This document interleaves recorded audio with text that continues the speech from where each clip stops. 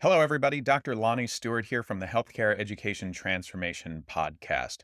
Are you a physical therapy student about to start studying for the National Physical Therapy Examination? Or maybe you're a professor, a program director, or clinical instructor who teaches DPT students preparing for the NPTE?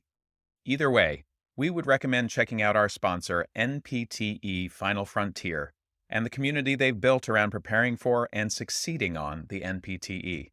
That exam and the preparation that goes along with it can be long, tedious, difficult, and stress-inducing, but it doesn't have to be. NPTE Final Frontier has the tactics and resources to help address all of the usual barriers. They even have scholarships to help with NPTE study courses, FSBPT registration fees, and even research opportunities. And if that's not enough, they're even donating to the very first annual HET Podcast Scholarship to be awarded at the end of every year. Go to npteff.com for all of the details and use code HET for 10% off all purchases. Links to both the NPTE Final Frontier and their scholarship options are available in the show notes. And now, let's get ready to learn. Hello, everybody, and welcome to another episode of the Healthcare Education Transformation Podcast. I'm your host, Dr. F. Scott Field. I've got with me longtime friend and co-host of the show, Dr. Lonnie Stewart. That's kind of a little inside joke that goes on in the PT world because once you get your doctorate of physical therapy, which is a clinical doctorate, you're actually not exactly in the position where you can teach full-time with a terminal degree. A lot of universities will require you to then further get another doctorate, a PhD, an EDD, a DSC, whatever it may be, because CAPTE, our governing body, wants us to have at least 50% of our faculty with terminal degrees. Seems arbitrary to me, but it's neither here nor there. We're here today to talk about defending your dissertation, defending your thesis, and Lonnie has just gone through that process. He's just completed it. Congratulations, my friend. Thank you. Welcome to the show. Glad to have you back. This has been a long time coming. Scott, it's really good to be here. I'm looking forward to being more involved and being a co-host. I've been waiting, man. I've been waiting. This is the moment I have been waiting for. Boy, was I sidetracked. Yeah, well, it's amazing how a dissertation can do that to you, man. There's a comedian, Gary Gulman. I didn't really know him before Instagram, but I follow him. And he said, the thing they never tell you about life is it happens every day. And which is true. And particularly when doing a PhD and life, it's and juggling it. And I'm 54, so I'm in a career. When you have a full-time job and you're doing a PhD, is a significant bite. And my story, which we'll get into, includes being a geriatric specialist and trying to interview older adults in the last quarter of life during a pandemic, which just didn't happen. Obviously, you can never prepare for something like that. No. Nobody could. So a wild curveball in the middle of your dissertation. But I always say that I would not wish a dissertation upon my worst enemy. However, it is a necessary evil, and I get that. And I'm glad I did it, and they can't take it away from me now. So the heck with them, When people talk about the benefits of doing hard things, it's really hard to conceptualize that and to be on board with that when you're in the midst of doing the hard thing. I would say there were at least a half a dozen times where I stopped in my tracks and went, what am I doing? And I'm not quite sure I want to do this anymore. And what are the pluses and minuses of just stepping out of this altogether? Now, and so I have to admit that because I think a lot of people go through that. Yeah. And I'm glad you're here to share this story today because I was exactly the same way. I ended up pushing back my dissertation probably 2 semesters.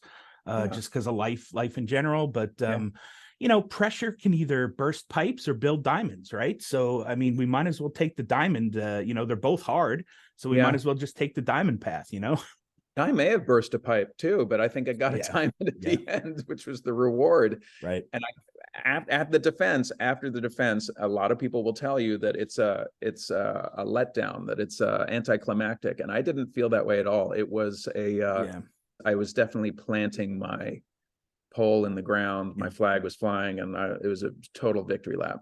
Well, let's dive into it, man. Let's talk about your journey to getting to the defense, because like you said, you had some major curveballs along the way. So tell us about your story, man. It all starts with someone saying, hey, when are you going to get your PhD? And part of that was I'm a faculty member at Columbia University. So that has implications because Columbia is an R1 institution and they expect you to do research.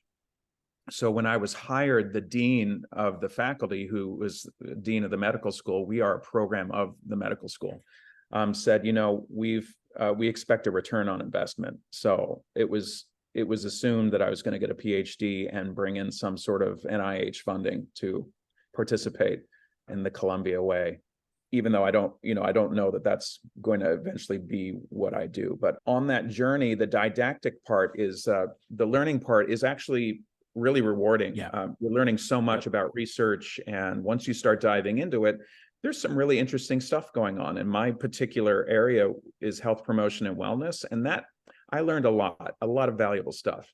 I Yeah, had a very similar experience. Loved the didactic work on my EDD, hated the dissertation process. So well, here's where it depends what program you go to, I think, too. Because I was at Rocky Mountain University of Health Professions in Provo, Utah, is a hybrid program, which I think is brilliant for working professionals. It's really kind of the only way to do it. Yep. If you're not going to be part of a research group and sort of be ensconced in that. I did not have a committee that was predetermined.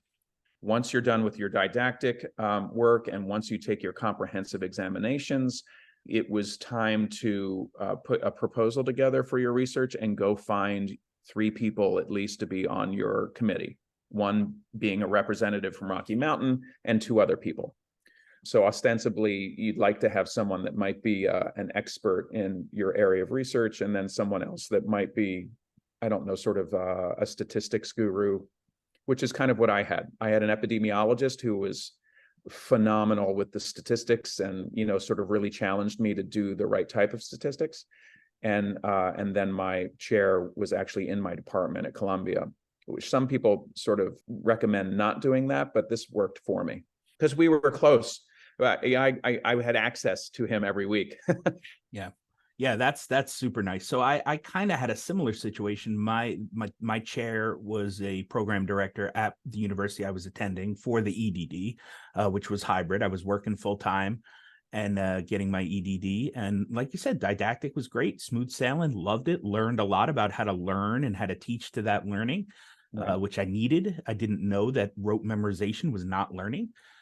So that was good for me. Learned a lot about research. Fortunate now that I'm not at an R1 university, so research isn't a top priority. We still need to do it. And I'm not a huge fan, but I'll do it. I'll do my best. I'll learn. I'll try. I do think, and this is just my little quick soapbox, that there needs to be more educational research because that's the foundation and basis of what we do, teaching, whether it be physical therapy or any other subject. We have to know how to teach. So I'm a big fan of educational research, but that's neither here nor there. So picking your chair, picking your committee, it can be predetermined. Like you said, you can have to go out and seek them out. There's a lot of different options there, but I cannot stress enough how important it is to pick a good chair.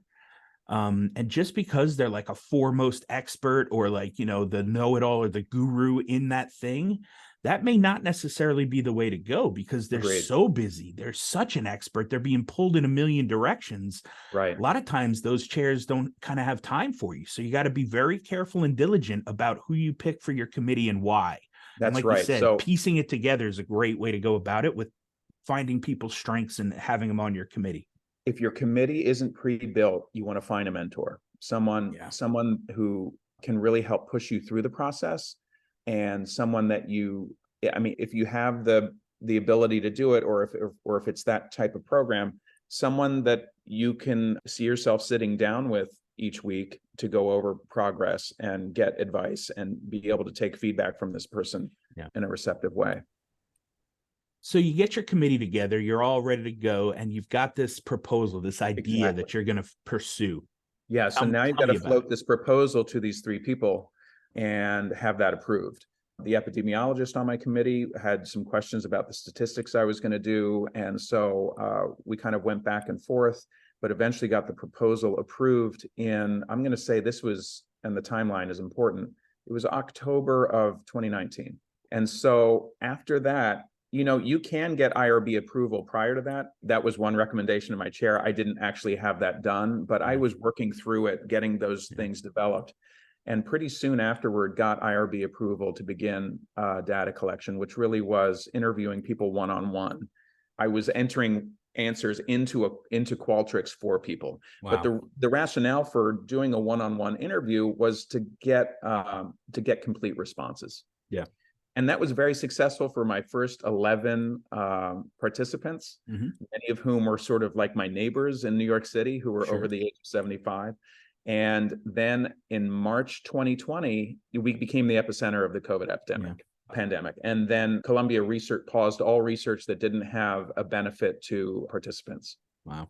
An immediate benefit to participants. So a big hold was put on. At that time, everybody was talking about, well, we'll wait 2 weeks and then go from there. Yeah. That wasn't 2 weeks, 2 years, whatever, whatever's clever. So here's where when you hit a bump like that on the road, you've got two choices. You stay the course or you pivot. And I had just defended the proposal. So I was really staunch in saying, I want to stay the course. Yeah. Whereas I know other programs sort of brought their students in and said, listen, if you want to get this done, we better change the question a bit and change the statistics and to get you through. I didn't. Looking back on that, I'm not sure I would have done it. I'm not sure I would have done it differently. I stayed the course. Yeah. For better or for worse. So I didn't get. Let me ask this out of curiosity. Yeah. What was the end you were shooting for doing one-on-one interviews? Just out of curiosity. So Power Analysis suggested I needed 100 people. Oh my goodness. I was 11. Holy cow. Yeah. Right. So we start up basically the following March, let's say. Yeah. And I get to 51 in the next couple months. And my chair says, let's pull the cord. Oh no. Yeah.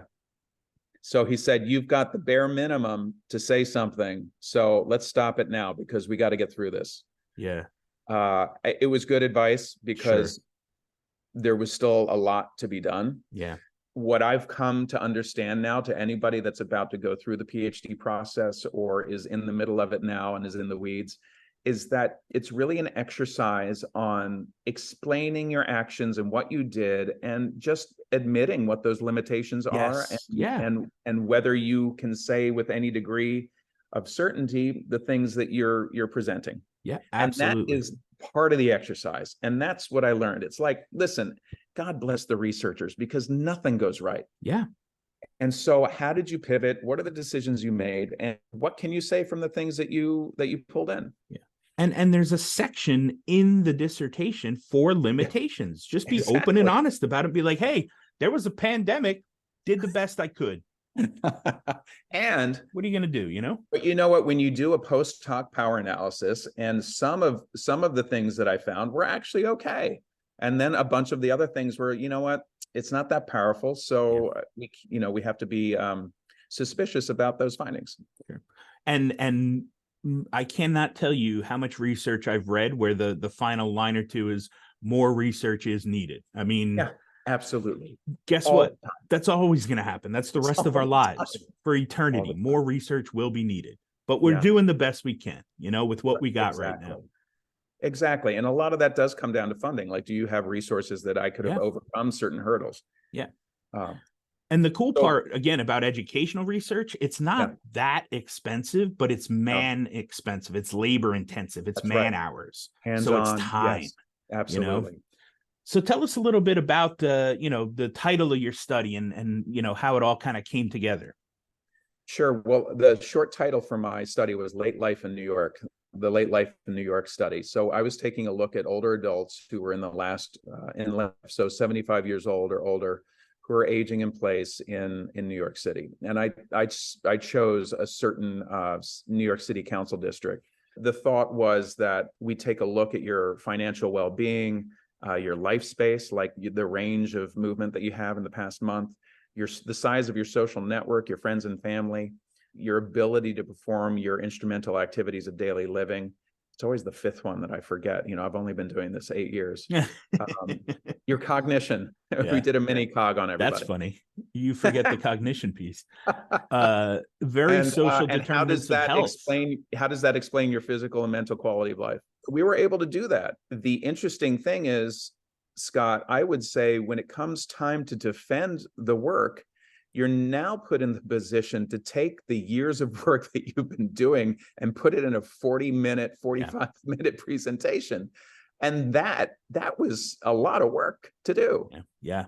And again, it's publishing a paper, presenting at a conference, defending your thesis or your dissertation, like the editing that has to go on to cut things down to this like little bite size. You're constantly scaling things. It's ridiculous. It's big, it's massive, and then it's small again. Yeah. Like you're going back and forth each time. Macro, micro. Yeah. And I get car sick, So so that could explain why I had such a bumpy ride on my dissertation. It's in, it's out, it's in, it's out, right? It's large, it's small, it's large, it's small. It's just.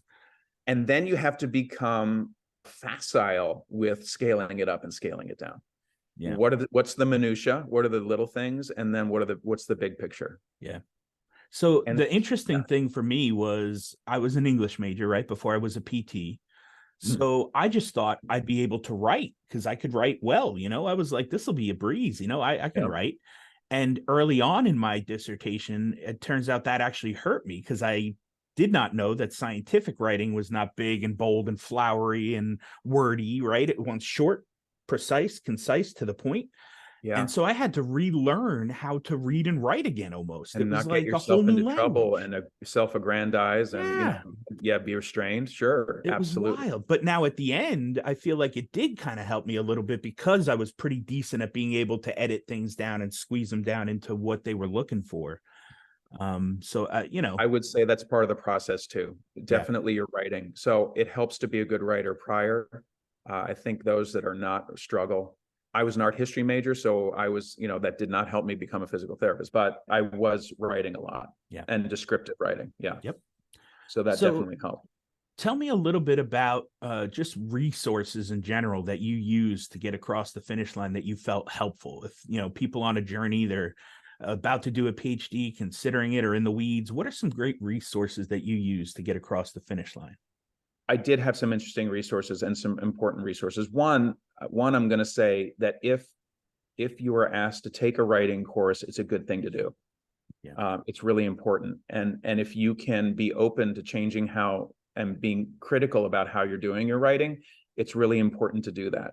And you'll find that as you go through the initial struggles of changing how you write, it really begins to free you up and you become much more adept at conveying information well.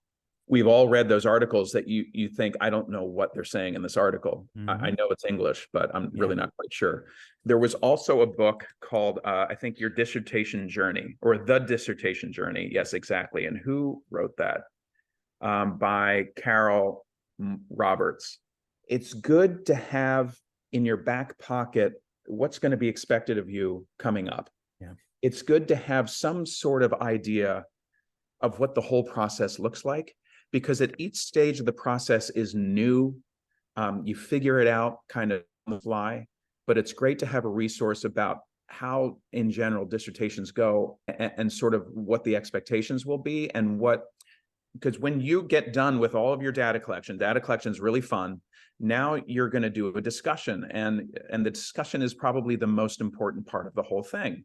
And it's great to get some initial ideas about how to handle all of that information and begin saying something about it. And also to then understand what's going to happen for the defense. I'm sure each defense is a little bit different and what's expected, but to have a handle on what's coming up, and once you do the defense, what to expect after that. Meaning, my committee, I think I sat for an hour answering questions with them. I didn't really expect that. Yeah. I don't know what I was expecting. Yeah. I took questions from people that were invited. Mm-hmm. Everybody left, and then I sat with them for about an hour discussing different aspects of the dissertation. I didn't think it was going to be that long. Yeah. Yeah. And it's different for everybody. I'll tell you a little bit about my experience in a bit, but one of the things that, I love about this is it's like What to Expect When You're Expecting, that book, but for Yes. dissertations, Yeah. because again, you don't know. And that's why I put together this podcast. And that's why Brandon and I sat together and started this thing, because we're not experts. We don't know. Right. I didn't even think I was going to go into education. And now here I am doing it full time. Absolutely. Right. So Yeah. I wish this stuff existed. And luckily now it kind of does, right? The internet's made things great. Podcasts have made things great. Books have made things. There's so much information out there. It's nice to have that guide of what to expect, because you just don't know. And again, it's going to be different for everybody. Everybody's journey is going to be different. The programs are going to be different. But at the end of the day, it still looks like a dissertation, right? And then you've got to go and put it together and then defend it, right? So let's talk about that process now, the actual defense, right? Like you put this all together, you're ready to go, you've edited it down, you've got a 40-minute presentation or so. What happens? Tell us That about you're working on up to the last minute, quite right, honestly. right. Yep. I did the night before for sure. Yep. And then what happens? You walk in and you step up to the bat and expect that you might have people zooming in, because that's a thing now. Rocky Mountain, it was an open invitation to everybody to join and watch. Here's a little pro trick that I did without knowing it was a pro trick. I have students who are in a research practicum, so I'm meant to help. If they're interested in research, I'm helping them come up with an idea and flesh it out and present it. And so they could use some of my data to say something that maybe I wanted to look into further. 2 of them were free to come to the defense. And so I had them managing the Zoom so that, one, I could focus on the notes on my screen, because I did need my notes for this. I could probably fly solo, but I needed just some backup. And then I didn't have to worry about all the screen issues with Zoom and seeing people on it and who's coming in and going out.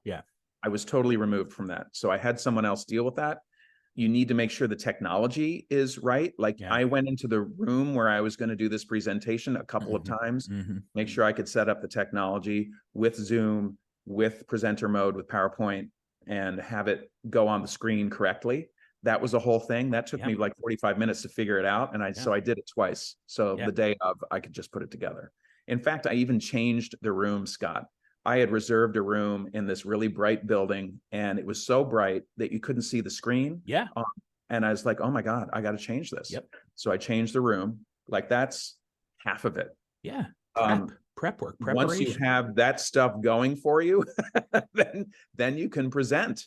I had my chair introduced everybody, and I immediately, right up front, I thanked the people that were involved with the study and acknowledged the funding that I had and got all that stuff done out of the way, all the thank yous, and then boom, we're off to the races. Here's my study, and went through it. One of the biggest, best tips that I got before going into my dissertation defense was to remember that you are the expert on that topic in that room on that day. Even if your chair or somebody is knowledgeable in the topic and they know that, really well, they might know a lot of the literature and the research, but you're the only one who went and did the work and that study. So you are the expert. You're there to show your knowledge and expertise. And then, you're going to get questions. You're going to get, people trying to, take a look at things and analyze things further and poke at it. And you may have some people trying to poke holes in it, right? And really trying to be sticklers. And that may be a thing.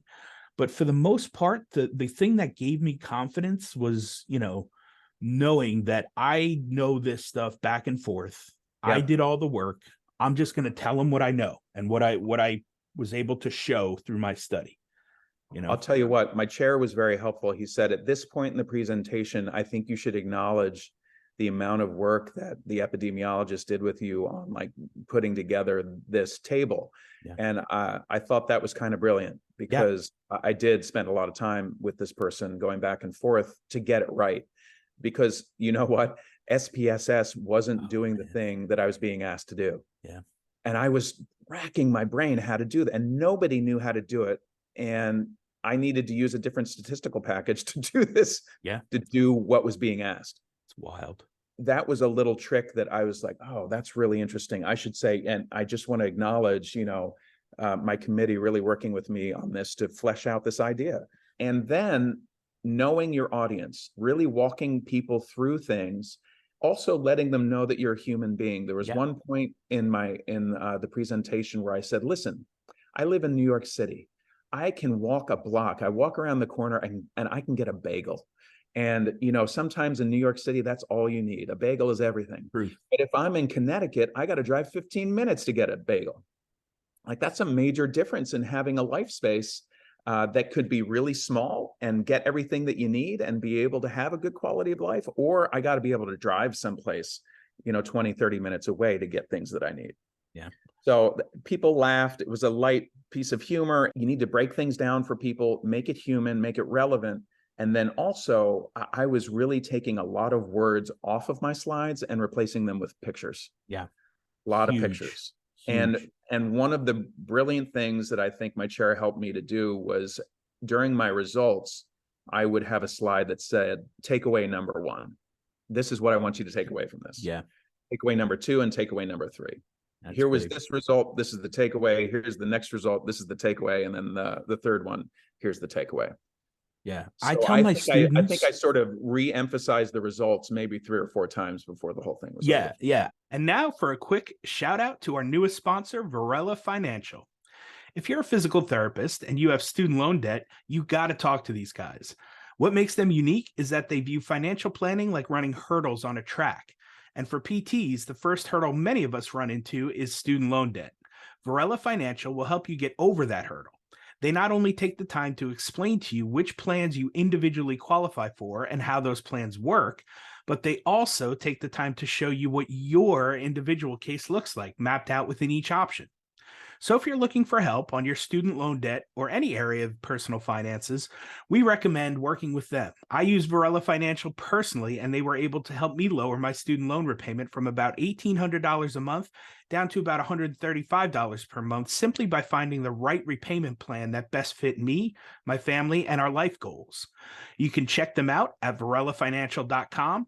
Link is in the show notes if you need it for reference, and tell them the HET podcast crew sent you. And now back to the show. I tell my students all the time, you've got too many words on this slide. Yes. It's just words. Just take the bullet point to remind you what you're going to talk about, and then a picture to represent what you're trying to show.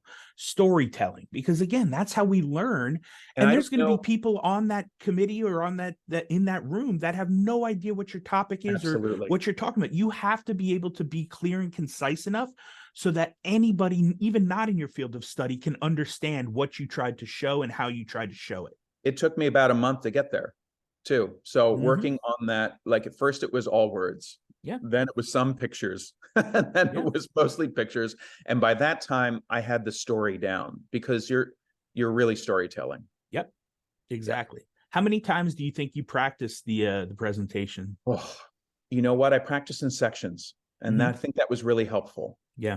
And then the day before and the morning of, I went through it front to back, maybe 4 or 5 times, where I realized the places where I was having difficulty and the places where I could probably do a little side story and get away with it time-wise. Yeah. I had to really constrain myself because, I'm a talker. And so I had to really just stay to the point. Yeah. And then acknowledge the areas where I could tell a little story to make it relevant. Yeah. Obviously, again, being from New York, I was involved in theater and student government and sports. And, we talk a lot. We use our hands. We get animated. If you don't rein me in sometimes, it's going to go. We're going to go down some rabbit holes, so that was very, very key for me. The weird thing. So here was my experience real quick. I'll just kind of interject with my experience. My dissertation was done from my home because it was online. All my chair and everybody was kind of invited, same thing virtually. But my chair and the 2 or 3 people on my committee were all over the country. So we had to do it, via Zoom. It was pre-pandemic. So it was 2018. My wife took the kids out for dinner and ice cream to give me 2 hours worth of time to just be alone in the house in the only room that had like good lighting and good internet, which happened to be my son's baby crib area, so I got the crib kind of off to the side. I'm trying to get the computer so that they can't see like all the baby stuff and the mobile and stuff, it was wild, man. And like you said, when I finished, I was wiped. I was mentally, Yes. physically drained. And my wife came home. She's like, how'd it go? I'm like, great, I passed. Like some minor revisions, which is to be expected. Right. She's like, well, do you want to go celebrate? And I was like, I I don't don't want think to I go to bed. can. I honestly want to just lay on Just the take a floor nap. for an hour and let the kids crawl on me, whatever they got to do. But I'm out. I'm spent. I made a mistake. After the hour with my committee, I walked downstairs while they were going to discuss what I needed to do. And my support group was down there and they were cheering. And I guess the look on my face, like I had not decompressed from the hour of questions because I was pretty exhausted from that. And they're like, what's wrong? And I was like, you know what? I should have taken a 5-minute walk by myself just to blow off some steam. Right. Clear your head, breathe. Yeah, absolutely. But then someone had a bottle of champagne. So once the cork popped, that changed everything right there. Yeah, it was good. A little champagne will fix everything, right? You go from champagne problems, right? And the Taylor Swift jam to champagne celebration. And it's like you won the World Series. So let's talk about this then. I love the fact that this is so fresh for you. Like it's literally like just happened yesterday. I'm finishing my revisions right now. Yeah, I love it. So sorry to take time away from that. However, no. You'll be fine. Everybody should expect revisions. It's just I've But never my heard life of anybody changed immediately after that. I got to tell you, I'm in such a better place. Yeah. Well, and again, right, I got to see you fortunately at ELC. And again, you had a glow about you. You looked like a completely different human from the last time I saw you at CSM, when it was like just tense and stress and like, I'm in the middle of this thing and I can't not think about this thing, Right. Yeah. So, these deadlines and exactly. deadlines that I'm missing. So tell me a little bit then about your highest high and your lowest low when it comes to defending your dissertation. Highest high and the lowest low. Or along the process to getting there, because again, it is a process. Say, just before defending, let's say now you're going through several different drafts of your dissertation. I think after the first draft, I was asked to do another series of statistics and to also identify, just for the statistic wonks out there, some effect modification and also confounding. It was a group of statistics that I didn't anticipate doing. It was a group of statistics that I never specified that I would do up front. I think in retrospect, yes, important to do, to demonstrate that, one, I knew how to do it and that I did my due diligence in that area. But I had a little downward spiral there because it was a lot of work to do. And I thought I was basically done. And boy, was I not. And I think when you start doing the revisions on your dissertation, expect that there will be a sort of second birth of something new.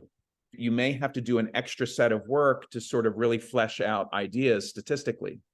And I think it was wise, it was important, but I was not ready to accept that at that moment. And I can't say that I took it too well. So, but by that point, if you're the bear that's going over the mountain and you see another mountain, I think at that point, I felt like the final climb, the final ascent was a sheer cliff. Yeah. And I had crampons on and there was ice and I was using ice picks. Like I was using everything to just get up that mountain. And in the end, I think I came out with a much stronger product, but I was not happy. No, you feel like they're moving the end zone, the goalpost. Exactly. It's like, the goalpost was. I was just about done. What are you talking about? Yeah. So I think that's to be expected sometimes. Mm-hmm. Then I would say the highest high was getting the defense done.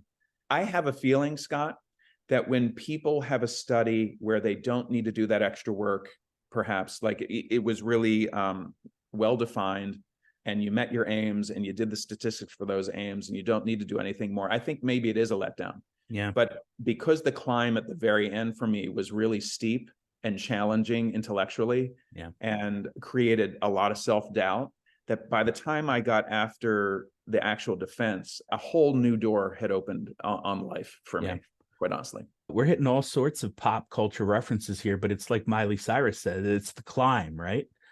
It's the Yeah. journey. I love that analogy because it really is the hard work and the climb that you take to get there. And then I almost likened it to like the Olympics, where you train and train and train for 4 Yes. years for like Yeah. a 30-second event, and then you're done. Yeah. Whether you win or lose, whatever, you That's maybe you true. medal, and now what? Like your whole identity is like changed drastically because that 30-second event is over, Yeah. and you just put 4 years of work into it. I guess that's where the letdown could be, right? That's definitely could be the letdown. Yeah. But for me, I felt like I was just put on a different plateau. And so I don't feel let down at all. I feel like I've just entered, finally, in the second half of my life, entered into a new arena where I can function in a different way and be more relaxed about it. And so, and also help other students and be more helpful to people and be in a much better state of mind. Yeah, absolutely. I mean, again, like you said, as soon as it was over, I was wiped, I was drained, I was out of it. But that next day or two, I did walk around like, on clouds. Like I just felt like I could have my life back. I didn't read a book. I didn't read a book that I wanted to read for like 2.5, 3 years. And what'd you do on the weekends? I read nothing but articles, journal articles. I read textbooks, and that was it. And I was an English major. I used to love to read, and that just went out the window. That wasn't a thing for 3 years of my life, And so it really did feel like I got my life back. Like I was, and at the end of the day, it's an accomplishment, man. Like I said, they can't take it away from you, I don't want people to think that like I'm some sort of role model for them, but mental health is a real issue during this, and also taking care of yourself. And I really got stuck. I got stuck in not taking care of myself and only working on just nose to the grindstone. It wasn't healthy. No. Looking back on it, I have learned a lot, and I think it was worth it. But boy, if you had asked me in the moment, I was like, please don't ask me about my dissertation. Right. Yeah. And I'll apologize because I did that several times, and I know better. I've been there, I've done that. The last thing somebody in a dissertation wants to hear is, how's the dissertation going? When are you going to be done? What's your topic? Yeah. I don't even want to talk about it. I'm nauseous when I talk about it. Just leave me alone. And I promise we're not bitter people. Like, Lonnie's one of the best human beings I've ever met. So he's not a bitter old man. I really enjoy figuring problems out. Yeah. And so very often with my research practicum students, I don't know the answer, so we figure it out together, and that's the joy in education. I feel 1,000%. I mean, for me, again, very entrepreneurial minded, right? You just figure it out. I don't know a lot of the answers. I just don't, and I'm okay with that because I know at the end of the day, I'm gonna figure it out. May not be easy. I may not like it. I may not enjoy it, but I'll be better for it on the other end when I do figure it out. Well, Lonnie, what's one bit of advice that you would give to somebody that's about to go into their dissertation, defense? Like what's a parting moment or a gift or a bit of advice you'd like to give to the audience out there that may be dealing with a dissertation defense or an upcoming defense? Whenever you're dealing with, I'm going to say overwhelming task or a really challenging task, it's really just important to chip away at parts of it. Get up, walk away, come back, chip away at another part of it, get up, go do something meaningful, come back, chip away. You're just constantly chipping away at things and refining. And I think people can get very defensive in the refinement process. And you have to begin getting comfortable in, okay, this is a rough piece of work, and I'm going to continue refining and refining. There was a fear of mine that I wasn't going to be ready to finally present it meet that deadline. It's funny, I've always met the deadline. I've always gotten there. I've always worried about it, probably too much. Yeah. And I said to myself, it's time to stop worrying about this and just get to the work of getting it done. Yep. Land the damn plane. Yes, just land the plane. Yep. Exactly. I feel like, and it's interesting too, because I tell people that as well. Like, even if it's like, 2, 3, 4, 500 words in a sitting, that's great. Because if you stack enough wins, even if it's paragraph by paragraph, eventually you end up with a nice polished product. Even if it's just figuring out what this one article is saying and how it fits and writing a sentence about that. I mean, because it informs how you're going to relay that information later. It's much bigger than the sentence. It informs, it gives you the background to be able to say something with some strength.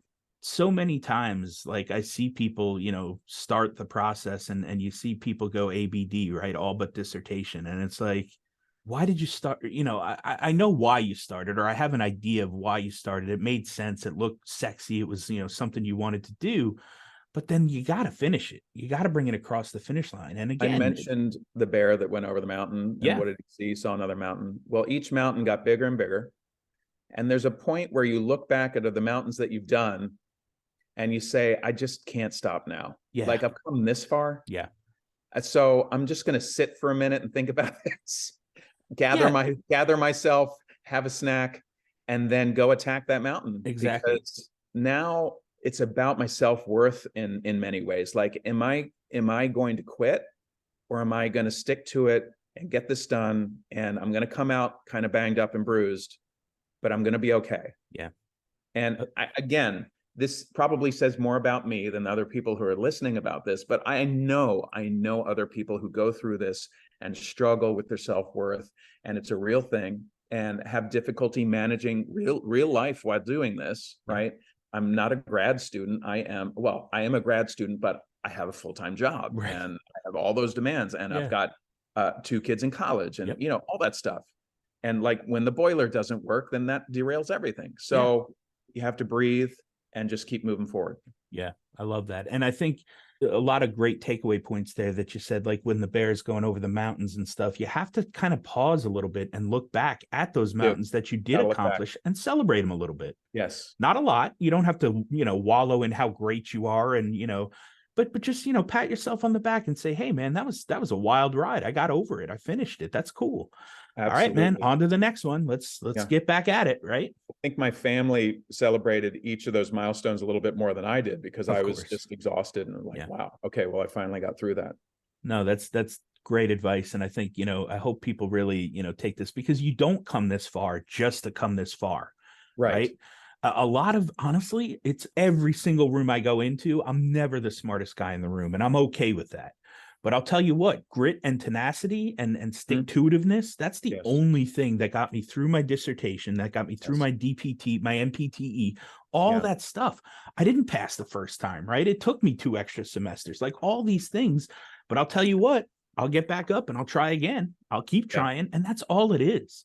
Absolutely. The dissertation process for me just came down to tenacity and just sticking to it. Just keep getting back up and expect that you're going to have challenges. Expect that they're going to have revisions.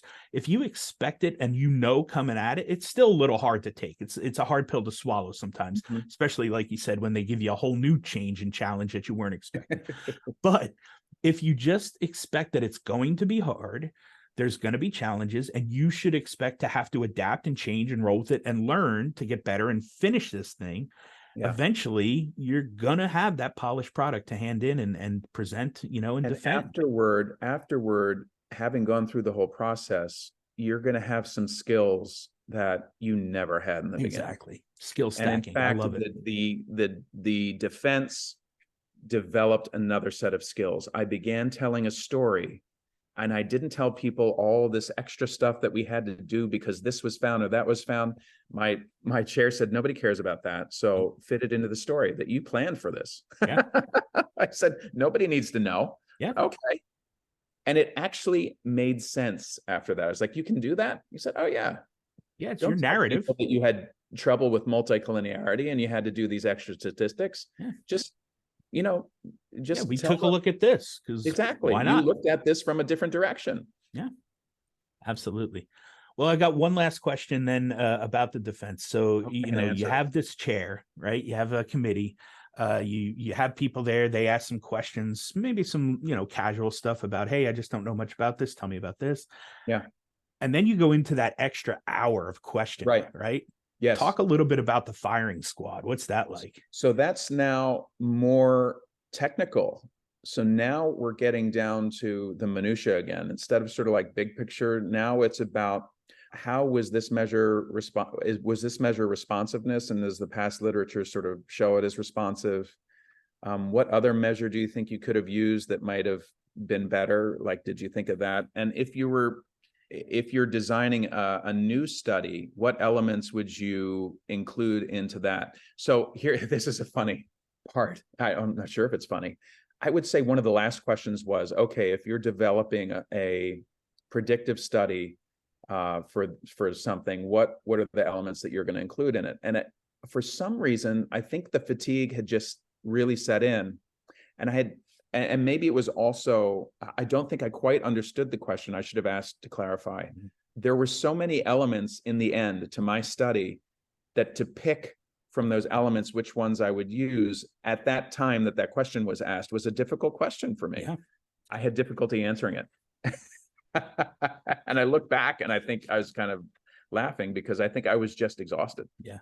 So what happened at that point was the committee sort of stepped in for me. They were like, okay, well, let's think about this. Let's work it out.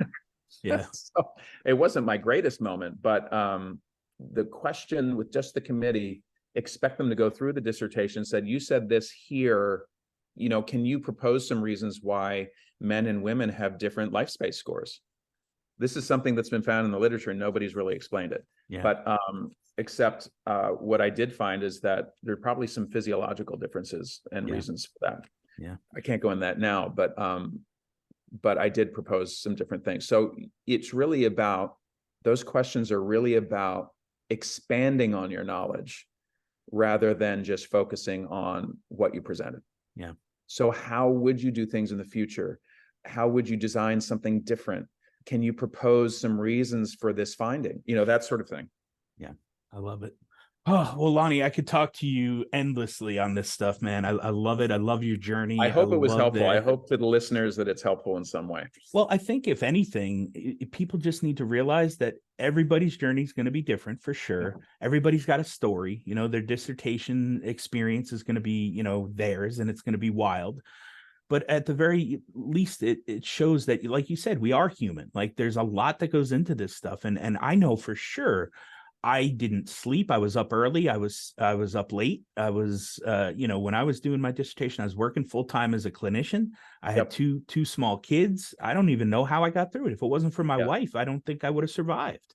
Absolutely. Your and support group really comes in. Yeah, huge. And so, I think people just need to realize all that goes into the process and how you get to the end and you defend. And then, like you said, you get a new lease on life. It seems like everything's like, all right, I'm done. Now what? Like, what's my next thing to conquer? Like I felt literally like Superman, like I was invincible after that. Like, what's next? Bring it on. I'm ready.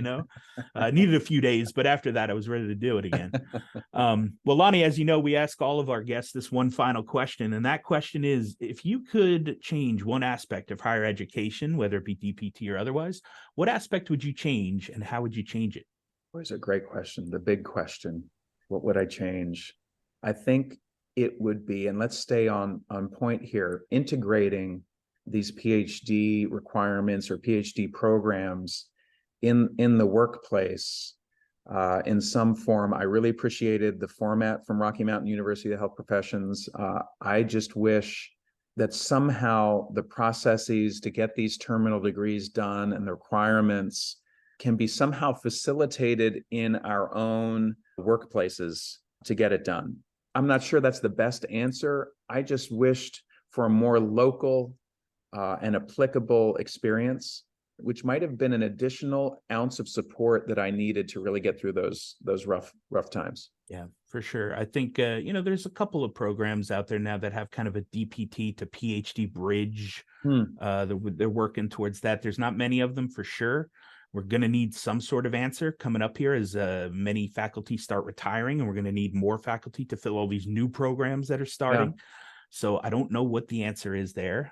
I do like the idea of some sort of, bridge program or something that can help or support terminal degrees more for PTs, because it's like asking them to pay even more money on top of what they already paid. And it's like, the ROI is not great right now in the debt to income ratio for DPTs. So I don't know. I think we're still trying to figure that out. I'm hoping, that there's some answers in sight and some people are starting to think through this, current needs assessment. Obviously, being a geriatric specialist type myself, I enjoy the fact that you took a look at the geriatric world and did something that was important to you and that you could kind of have real world and applicable information about, because to me, that's what matters. Do the research on something you find interesting and that's going to solve a problem for the world. Yep.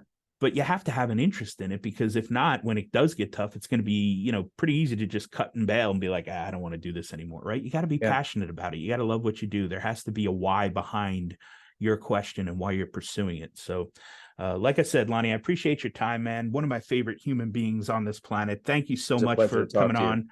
Where can people reach out to you and find you if they just have follow-up questions or they want to see what you're up to these days? Yeah, they can email me. I'm at ms, as in Malin Stewart, 2952 at cumc.columbia.edu. That's Columbia University Medical Center. So cumc.columbia.edu, ms2952. Excellent. We'll put the link in the show notes there, so it's easy for people to find. Lonnie, always a pleasure, man. Thank you so much. And I look forward to hearing some of your episodes in the near future and hearing your interviews. So we're excited to have you, man. Thank you, Scott. Well, I hope that episode was entertaining as much as it was informational and educational. If you enjoyed this episode or any of our past episodes, we ask you to please subscribe to the podcast and leave us a rating and review. And please share out the episodes to those who you feel may be able to benefit from them. We also urge you to follow us on all social media platforms at HET Podcast and let us know what topics or experts you would like to hear from in future episodes. And just as a reminder, none of the information on today's show should be considered medical advice. It's simply infotainment or edutainment to help educate our audience. For medical advice, we always advise you to reach out to your preferred medical professionals, and we'll see you on the next show.